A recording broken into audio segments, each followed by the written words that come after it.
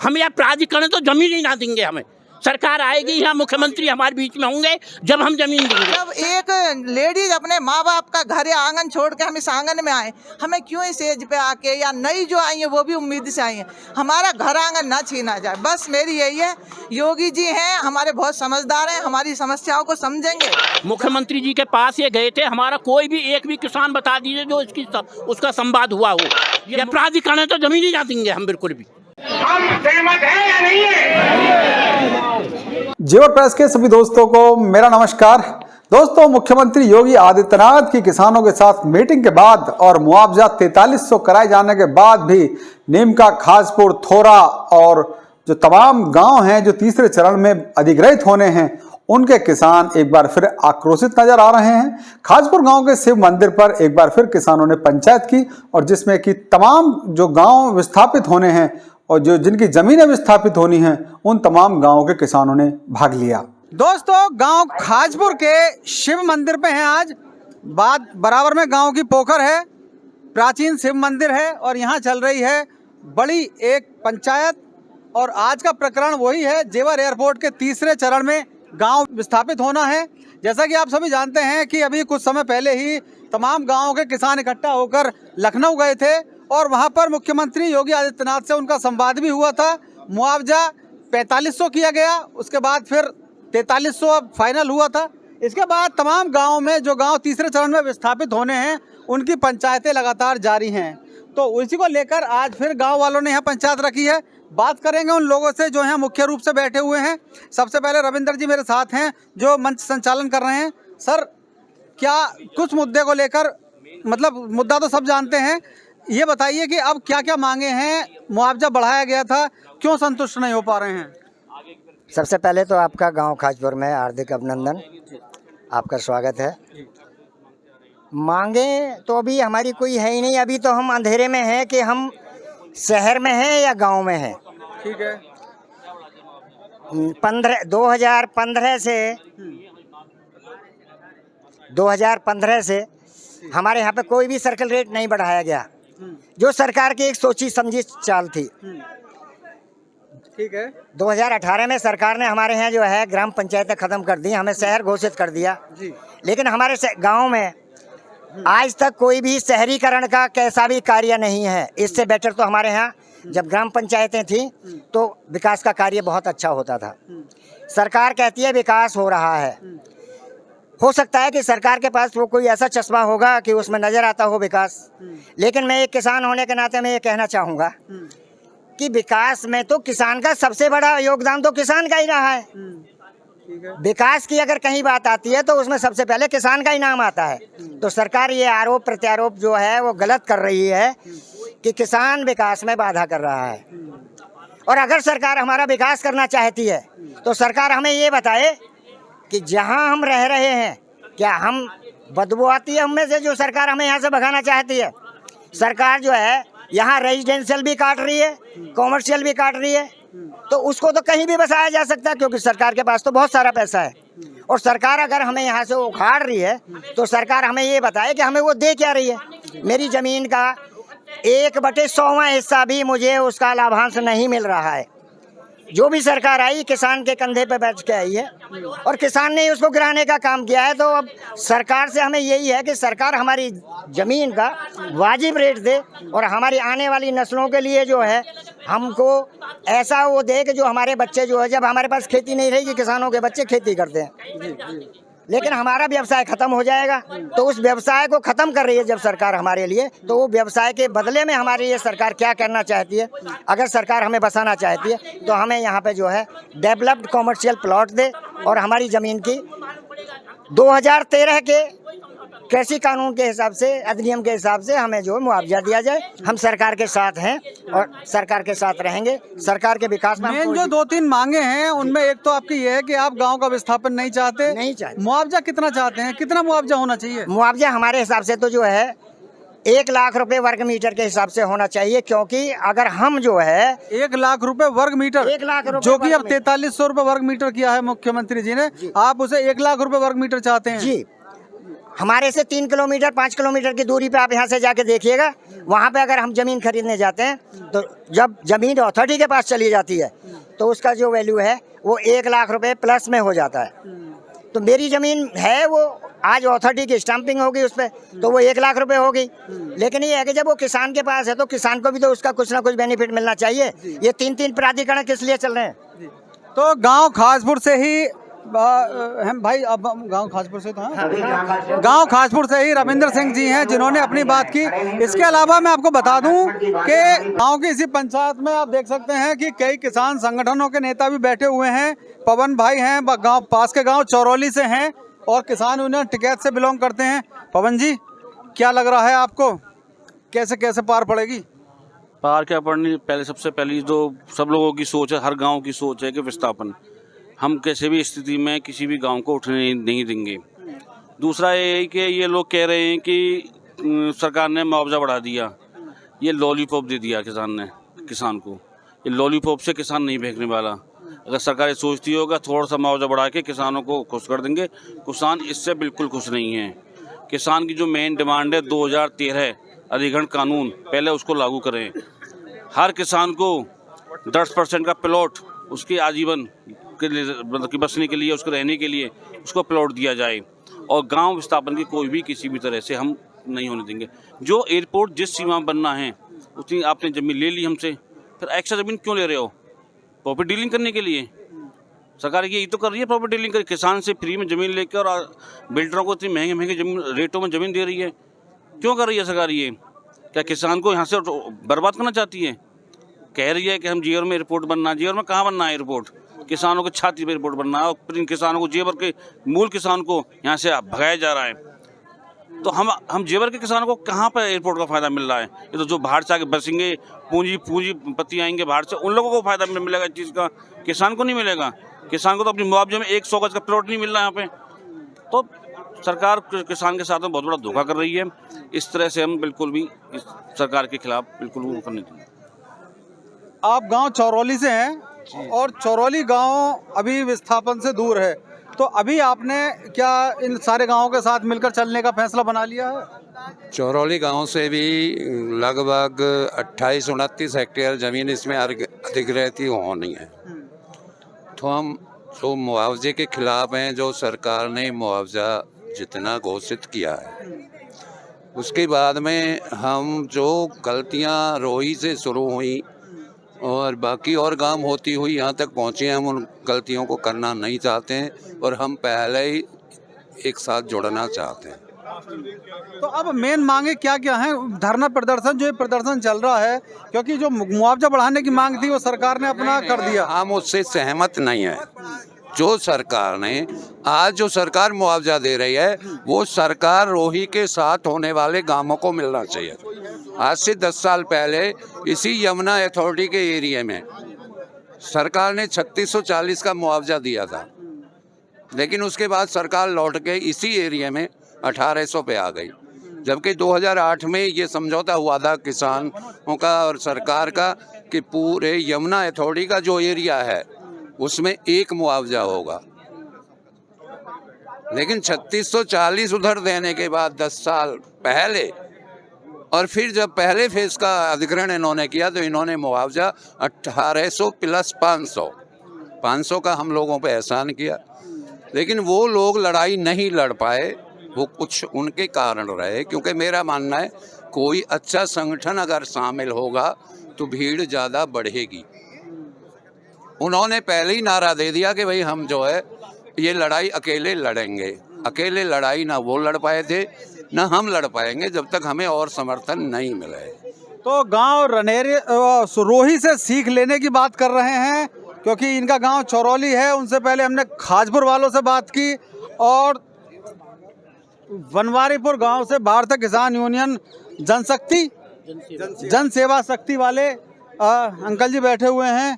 हाँ जी, क्या प्लान बनाया है, फिर अब क्या मांगे हैं, किस चीज़ को लेकर चल रहा है? हाँ देखिए, मामला तो ऐसा है कि ये जो कुछ भी कह रहे हैं, जो कुछ भी कर रहे हैं, ये सब बिल्कुल कानून के खिलाफ कर रहे हैं और हमारे पास इतने मुद्दे हैं लड़ने के लिए कि जिसकी कोई सीमा नहीं। कभी ये गांव बना देते हैं, कभी शहर बना देते हैं, कभी चौथाई कर देते हैं, कभी दूना कर देते हैं, कभी 2000 रुपये मुख्यमंत्री जी दे देते हैं हमें, कभी कोई और देते हैं। लेकिन हमारा जो जितना हक बनता है वो हमें नहीं मिल रहा। 2013 से कोई सर्किल रेट ही नहीं बढ़ाया इन्होंने, बेईमानी इन्होंने वहीं से शुरू कर दी है हमारी। और उसके बाद भी हुआ बेईमानी से भी इनका पेट नहीं भरा, और वहाँ के बाद भी कि बीच बीच में हमें गांव बनाते रहे, शहर बनाते रहे। जब इन्होंने हम शहर बना दिए और दोगुना मुआवजा कर दिया इन्होंने हमारा, तो फिर विस्थापन का क्या काम? क्या कभी आपने पूरे भारत में कोई शहर उठते हुए देखे हैं क्या? शहर का कोई विस्थापन होता है क्या? फिर शहर का विस्थापन क्यों कर रहे हैं हमारा? जब मुआवजा इन्होंने हमें दोगुना दे दिया तो फिर विस्थापन क्यों? इसलिए हमारी कई पीड़ा हैं जिनसे हम त्रस्त हैं। इसलिए अब हम किसी कीमत पे इन्हें ना गांव देंगे, ना ज़मीन देंगे, ना सहमति देंगे। और ये सब लोग अभी तो ये थोड़ा शुरू हुआ है, और ज़्यादा ये उग्र होगा आंदोलन। और हम किसी भी कीमत पर ना हम लड़ रहे, ना झगड़ रहे, हम कोई ज़मीन दे रहे, ना गांव दे रहे। अच्छा, मेन मांगे अगर बात करें तो अब कौन कौन सी 2 मांग हैं ऐसी जो मुख्य रूप से सबसे पहले हमें ये मांगे चाहिए? देखिए, पहले तो जब तक पहली मांग तो ये है कि ये जब तक हमें संतुष्ट ना कर देंगे, मुख्यमंत्री जी के पास ये गए थे, हमारा कोई भी एक भी किसान बता दीजिए जो उसका संवाद हुआ हो।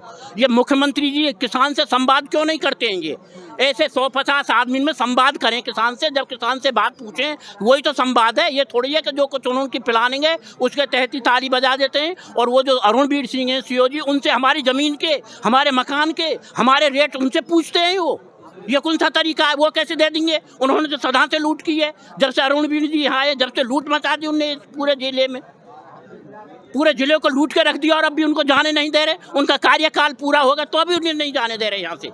इसलिए अब हम उनकी सब नीति को समझ गए हैं और किसी कीमत पर कोई भी ज़मीन मकान नहीं देंगे। और अभी तक मैंने वहाँ जो ये 7 सदस्यीय जो कमेटी थी हमारी, उसमें मैं वहाँ बोला था, मुख्य सचिव से उत्तर प्रदेश से बात हुई थी वहाँ डायरेक्ट। कहाँ पे? वहाँ पे गौतम बुद्ध यूनिवर्सिटी में। तो वहाँ पर मुख्य सचिव से जब सीधी वार्ता हो रही थी, और मैं वहाँ पर जब मेरे पास में ADM बलराम थे, वो बैठे हुए थे, और मैंने तब बताया था कि जो पहला चरण है उसके ही लोग इतने दुखी हैं आज तक भी कि ना उनको अभी पूरा मुआवजा मिला, ना उनको 5.5 लाख रुपए मिले, ना किसी को ट्यूबवेल के पैसे मिले, ना किसी को पेड़ के मिले। ऐसे ही कम से कम 25% लोग तो जो यहाँ के हमारे ADM साहब हैं उन्होंने स्वीकार किया था कि हाँ 25% लोग अभी भी बाकी हैं। बताइए, इतना अनर्थ कर रहे हैं, ये 6 साल बाद भी पैसा नहीं दे रहे। हम यहाँ प्राधिकरण तो जमीन ही ना देंगे। हमें सरकार आएगी, यहाँ मुख्यमंत्री हमारे बीच में होंगे, जब हम जमीन देंगे। सरकार ना देंगे, हम काई भाग जाए, या प्राधिकरण तो जमीन ही ना देंगे हम बिल्कुल भी।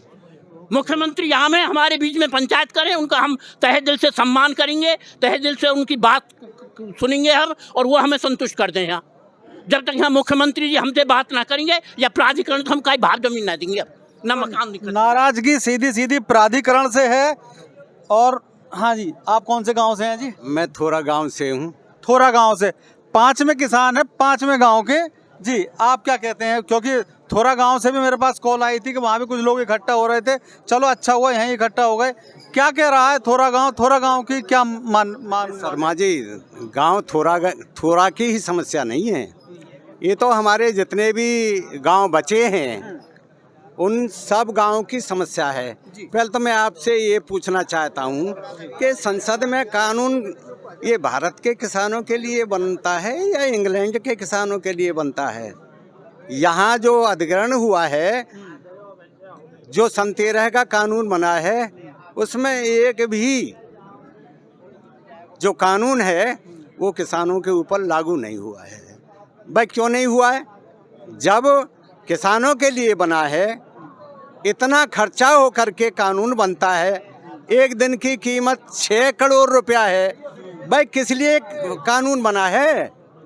किसानों के लिए नहीं बनाया।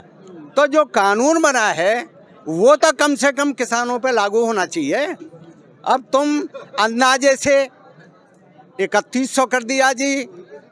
अरुणवीर सिंह ये कह रहे हैं, हमारे एक प्रदेश के मुखिया उनसे पूछ रहे हैं कि जी क्या मुआवजा कर दिया जाए, वो कह रहे हैं जी 3400-3500 कर दिया जाए।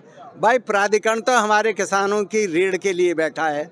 अरे तुम मुख्यमंत्री जी जब 4500-4600 की बात कर रहे थे तो आपको तो किसानों के हित में 5000 की बात करनी चाहिए थी, तब तो तुम हमें अच्छे लगते।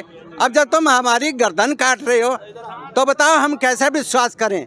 दूसरी बात ये है, हमारे प्रदेश के जो संत हैं, मुखिया हैं, वो कह रहे हैं भाई 4500 4600 और 10 मिनट पीछे 4300। भाई क्या मतलब है? इतने बीच में ही झूठ बोला है।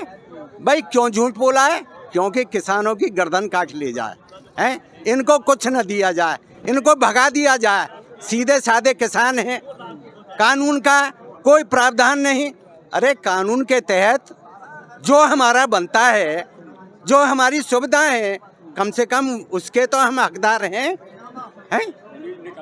बिल्कुल बिल्कुल बिल्कुल। तो दोस्तों यहाँ पर गांव खाजपुर, थोरा, नीमका, चौरोली, बनवारीपुर समेत तमाम गांवों के किसान मौजूद हैं इस वक्त, और सभी की राय आपने सुनी। इन लोगों की मांगें जो हैं वो भी आपके सामने हैं, जो किसानों के दिल की बात है वो आपने सुनी। तो दोस्तों इन लोगों की आवाज़ आगे पहुंचाने के लिए वीडियो को शेयर कर दें ताकि सक्षम अधिकारियों तक और आगे तक ये बात पहुंच सके। जुड़े रहें हमारे साथ, देखते रहें जेवर प्रेस। दूसरा, अभी जितने भी हमारे वक्ता है उससे एक ही बात सामने आई है कि भैया जो मुआवजा है, मुआवजे से कोई मतलब नहीं है, हमें भागीदारी चाहिए।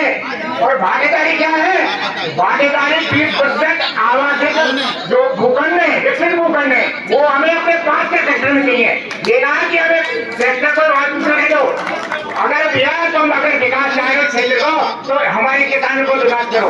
हमें 20% को अलग नहीं मांग रहे। 2013 का जो हमारा कानून है उसके हिसाब से हमें मुआवजे के हिसाब से हम देंगे। अगर तुम चाहो कि भाई तुम्हें गांव को विस्थापित नहीं करेंगे, मुआवजा 2013 के हिसाब से देंगे और 20% भागीदारी हमारी हर किसान की पास के सेक्टर में हो, तब उसके बाद में कोई पैसा मंदी रहेंगे। उनका भी काम चल रहा है, गाय पालने, कैसे क्या कुछ होगा। दोस्तों ग्रामीणों की इस पंचायत में महिलाएं भी उपस्थित रही हैं आज, और इनका कुछ कहना है। जी क्या कहना चाह रही हैं? ठीक है, ये कहना चाह रहे हैं कि हम जितनी भी मात्र शक्ति हैं, जो भी एक आवाज़ बोलेगी ना, वो सारी की आवाज़ है हमारी, ये सबकी यही आवाज़ है जो ये बोल रही है। ये हमें दोबारा नहीं लगती है कि हम जरूरी नहीं कि हम सारे बोलें, जो ये बोल रही हैं सब एक। जी जी क्या कहना चाहती हैं आप? मेरा कहना ये है कि हम अब गांव से नहीं जाएंगे, गांव का विस्थापन हम नहीं चाहते। और जो सरकार का जो खेती भूमि वाला है, वो जो नियम के हिसाब से है वो उसी हिसाब से हो जो 2013 का कानून है, कानून के हिसाब से हो। अभी आप देखो ये नोएडा में सेक्टर 18 है, उसमें सरकार के प्लॉट कटे हुए हैं। अगर जो हमारा 7-8 बीघे भी जमीन किसी के पास है, हम एक 300 वर्ग गज का प्लॉट उस पैसे से नहीं ले सकते। जो हमें खेत भी मतलब हमारे चले गए तो हम कहाँ जाएंगे? हम 300 वर्ग गज का प्लॉट ले भी लेंगे तो हम बना ही नहीं पाएंगे। अगर जो हम सब इस हिसाब से परेशान रहेंगे तो ये बताइए फिर सरकार की तो उन्नति हुई, हमारी तो बर्बादी हुई ना। सरकार सिर्फ जो है अपने फायदा देख रही है, हम लोगों को क्या मिलेगा? वो पैसा तो नहीं। अच्छा मेरे थोड़ी सी एक पोयम है, मैं अगर जो आपके पास टाइम है तो पढ़ दूं कि हम अगर जो हमारे में, क्योंकि मैं थोड़ा एक पोयम लिखती हूँ शुरू से ही, तो मैंने जो अपने उनके उसी हिसाब से एक पोयम लिखी है। आज की पीढ़ी को तो हम देख रहे हैं कि हमारे पास है पैसा, आगे क्या मिलेगा? सब कुछ डामाडोल मिलेगा आने वाली पीढ़ी को, ढोल के भीतर पोल मिलेगा आने वाली पीढ़ी को। दाने गिनकर दाल मिलेगी, गेहूं की बस छाल मिलेगी। पानी के इंजेक्शन होंगे, घोषित रोज इलेक्शन होंगे। जलने वाला खेल मिलेगा, बस मिट्टी का तेल मिलेगा। सीसी में पेट्रोल मिलेगा आने वाली पीढ़ी को। ढोल के भीतर पोल मिलेगा आने वाली पीढ़ी को। रोते हुए बाजार मिलेंगे, हंसते हुए सियार मिलेंगे। धंधे केवल काले होंगे, जम कर के घोटाले होंगे। ऊसर होंगे, बंजर होंगे, सूखे हुए समंदर होंगे। पेड़ ना होगी, हवा ना होगी, अस्पताल में दवा ना होगी। कटा फटा भूगोल मिलेगा आने वाली पीढ़ी को। ढोल के भीतर पोल मिलेगा आने वाली पीढ़ी को। पढ़े लिखे बेकार मिलेंगे, हाथों में हथियार मिलेंगे। पुण्य ना होगा, पाप ना होगा, राम नाम का जाप ना होगा। मार काट का बोल मिलेगा आने वाली पीढ़ी को। ढोल के भीतर पोल मिलेगा आने वाली पीढ़ी को। राजनीति में तंत्र मिलेगा, एक गहरा षड्यंत्र मिलेगा। ना सुभाष ना गांधी होंगे, खादी में अपराधी होंगे। जनता गूंगी बहरी होगी, बेबस कोर्ट कचहरी होगी, गुंडों को संरक्षण होगा, संसद में आरक्षण होगा, मानवता का खोल मिलेगा आने वाली पीढ़ी को, ढोल के भीतर पोल मिलेगा आने वाली पीढ़ी को। प्यासों की भी रैली होगी, गंगा बिल्कुल मैली होगी, घरों घरों में फैक्स लगेगा, सांसों पर भी टैक्स लगेगा, चादर नीचे पड़ी मिलेगी, खटिया सबकी खड़ी मिलेगी, सब कुछ डामाडोल मिलेगा, सबका बिस्तर गोल मिलेगा आने वाली पीढ़ी को, ढोल के भीतर पोल मिलेगा आने वाली पीढ़ी को। आज हंस रहे हो कल रोओगे, पता नहीं कितना खोओगे, आज़ादी की लाश मिलेगी, जनता बहुत उदास मिलेगी, आंसू का माहौल मिलेगा आने वाली पीढ़ी को, ढोल के भीतर पोल मिलेगा आने वाली पीढ़ी को। इस कविता से मेरा ये संदेश है कि अगर जो हम चंद पैसों के लिए बिक जाएं, हमारी आज की पीढ़ी और आगे वाली पीढ़ी में ही वो पैसा खत्म हो जाएगा, उसमें भी हम बहुत मुश्किल से भरण पोषण कर पाएंगे। जो महंगाई बढ़ रही है, फिर हमें यहाँ से क्यों उखाड़ा जा रहा है? तीसरी पीढ़ी हम पीढ़ी के लिए क्या छोड़ के जाएंगे, जबकि हमारा खरीदा हुआ नहीं है। हमारे बुजुर्गों ने पैरों में चप्पल नहीं पहनी, ढंग की कपड़े नहीं पहने, तब ये ज़मीन बचाई है। तो ये बताइए सरकार हमारा कहाँ सुन रही है? क्या हमारा विकास हो रहा है? हमारा तो सर्वनाश हो रहा है, हमारी तो पीढ़ी। हम ये बताइए, जब एक लेडीज अपने माँ बाप का घर या आंगन छोड़ के हम इस आंगन में आए, हमें क्यों इस एज पे आके, या नई जो आई है वो भी उम्मीद से आई है, हमारा घर आंगन ना छीना जाए। बस मेरी यही है। योगी जी हैं हमारे, बहुत समझदार हैं, हमारी समस्याओं को समझेंगे, जानेंगे। और सरकार तो जो ऊपर बैठे हुए हैं, वो जो नीचे वाले जो रिपोर्ट देते हैं उससे चलती है। मेरा कहना ये है कि पहले राजा होते थे, वो राजदूत, वो अपने दूत भेज देते, जाके देखो प्रजा परेशान है, वो दूत जो रिपोर्ट देते थे वही सरकार को मिलती थी, राजा को।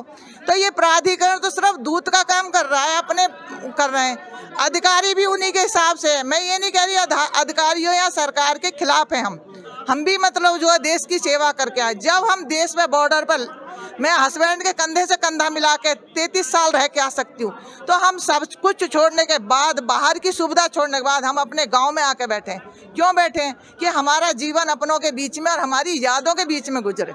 हम उसी गांव से जो है संसार से विदा होना चाहते हैं जिससे मेरे पापा यहाँ हमें बिठा के गए।